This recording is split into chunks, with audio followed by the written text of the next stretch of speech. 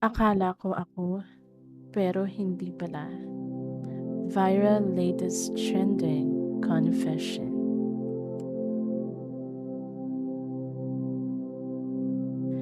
Akala ko, ako ang pipiliin mo. Akala ko, sapat na yung lahat ng effort, lahat ng tiwala, lahat ng pagmamahal na ibinigay ko. Pero mali pala ako. Ang hirap pala kapag ikaw lang ang lumalaban. Kapag ramdam mo unti-unti kanyang binibitawan, habang ikaw pilit mo pa ring hinahawakan.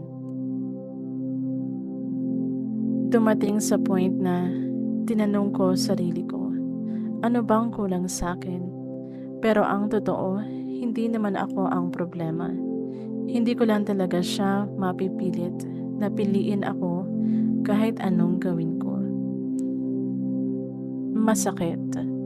Pero mas masakit kung pipilitin ko pa yung taong ayaw na sa akin.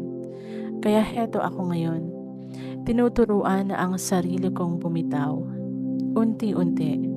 Kahit may kirot pa rin, kahit may mga tanong pa rin, kahit may mga ala-ala pa rin pumapalik.